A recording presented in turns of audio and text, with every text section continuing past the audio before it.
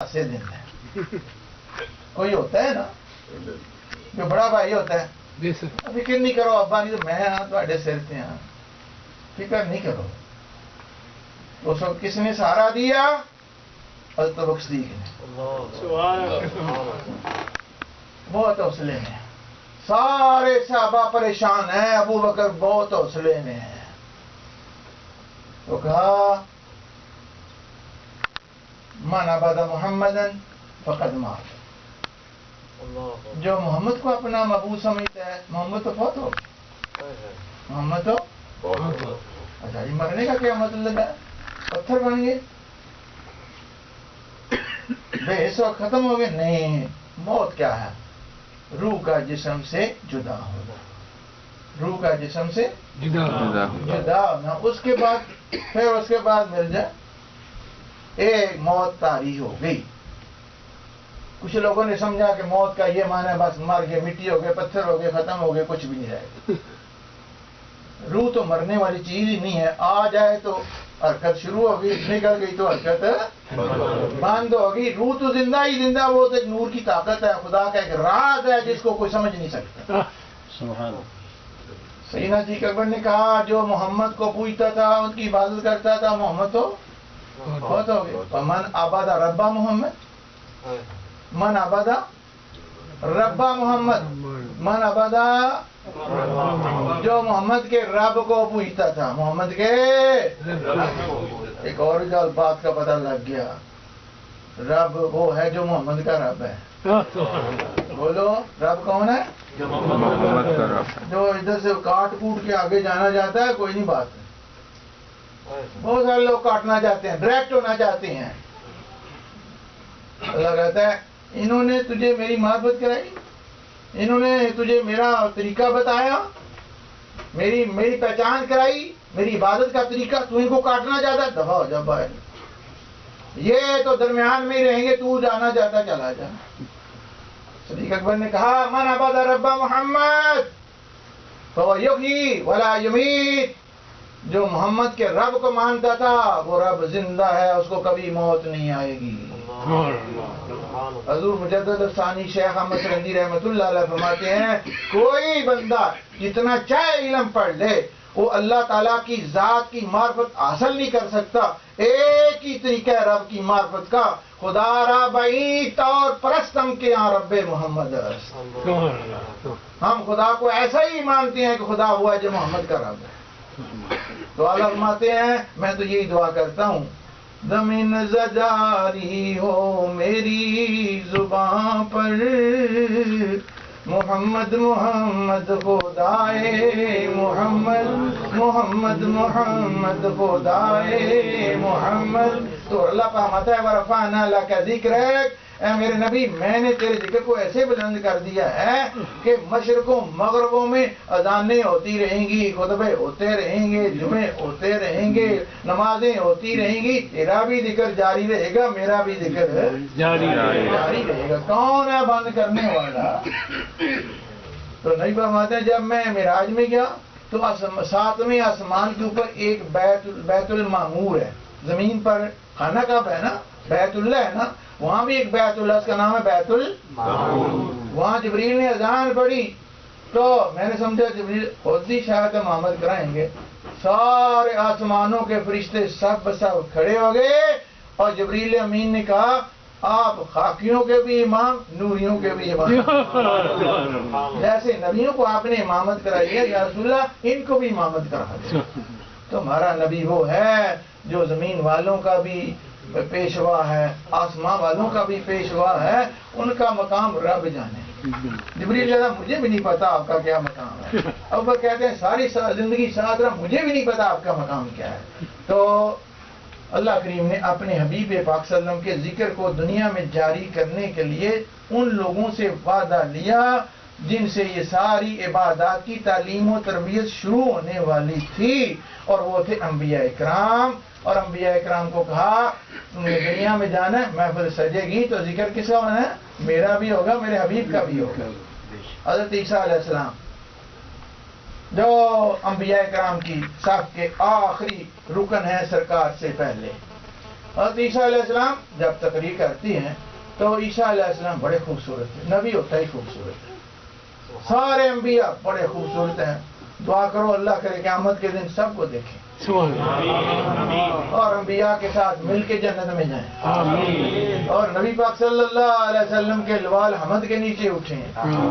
اور جو وہاں پر محفل ہونے والی ہے نا، یہ تو چھوٹی چھوٹی مجلسیں ہیں، چھوٹے چھوٹے جلوس ہیں، چھوٹے چھوٹے جلسے ہیں یہاں پر، وہاں پر بڑے بڑے جلسے ہونے والے ہیں، جلوس بھی بڑے بڑے نکلنے والے ہیں. اس لیے میں آپ کو ایک ہمدردانہ دوستانہ مشورہ دوں گا، جہاں نبی پاک کے ذکر کا جلسہ ہو، جلوس ہو، اس سے نفرت نہ کیا کرو، شامل ہو جایا کرو، تاکہ قیامت کو بھی جلوس کے اندر تم شامل ہوگے، سرکار کے بڑے جلوس میں شامل ہو جائے.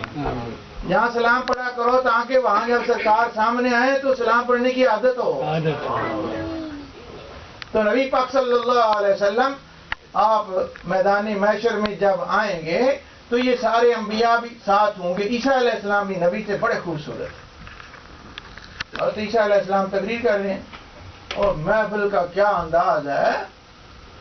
شوق والے لوگ ہوں، بیان کرنے والا بھی شوق والا ہو تو محفل جو گرم ہو جاتی ہے. انشاءاللہ پھر کبھی ملاقات ہوئی تو ضرور گرمی آئے گی. ابھی بھی ہے. نعرہ تکبیر، نعرہ رسالت، سبحان اللہ سبحان اللہ. اللہ کریم آپ لوگوں پر بہت رحم کرے. ہندو مولوی ہیں، دیہاتیہ بننا، کوشش کرنا کوئی اچھی بات منہ سے نکلے. شاید کسی کے دل میں نبی پاک کی محبت پیدا ہو جائے. اور یہ اصول ہے، پہلے محبت آتی ہے پھر اطاعت آتی ہے. پہلے محبت. اچھا، بندہ جو حکم مانتا ہے نا، تین چیزوں سے مانتا ہے، یا محبت سے، یا لالچ سے، یا ڈر سے. تین چیزیں ہیں جو بندے کو حکم ماننے پر مجبور کرتی ہیں، یا لالچ، یا ڈر، یا اچھا ڈر. دنیا کے اندر لائٹیں آپ کراس نہیں نہ کرتے، کیوں نہیں کرتے؟ ٹکٹ لگ جائے گا. اگر زیادہ سپیڈیں کیوں نہیں مارتے؟ لائسنس ہی جاتا رہے گا. کئی لوگ چاہتے ہیں ایک دن میں ملینئر ہو جائیں، ادھر سے کوئی ڈرگ اٹھا لیں، کیوں نہیں اٹھاتے؟ پھنس گئے، جیل میں چلے گئے. ثابت ہوا کہ آدمی ڈر کی وجہ سے بھی حکم مانتا ہے، لالچ سے مانتا ہے. جو بندہ کسی فیکٹری میں کام کر رہا ہے، دکان پہ کام کر رہا ہے، لالچ ہے نا، کچھ ملنے والا ہے. ایک بندہ رات کو ٹیکسی کر رہا ہے، کیوں؟ لالچ، پیسے ملنے والے ہیں. ثابت ہوا بندہ لالچ سے بھی کسی کا حکم مانتا ہے. بندہ واقف نہیں ہے، یا 20 پاؤنڈ میں ڈالر ملنے والے ہیں، بٹھاؤ اس کا بیگ بھی اٹھاؤ، پیچھے رکھو اس کو، صاحب جی ادھر بیٹھو جی، تسی پیسے کٹو جی.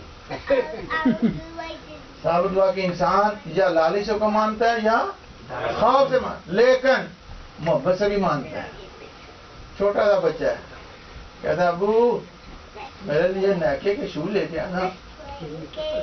اب ابو جو ہیں بیچارے پاگل ہو رہے ہیں، نہ لے گیا تو بیٹا مجھے دیکھ کے نفرت کرے گا، محبت ختم ہو جائے گی.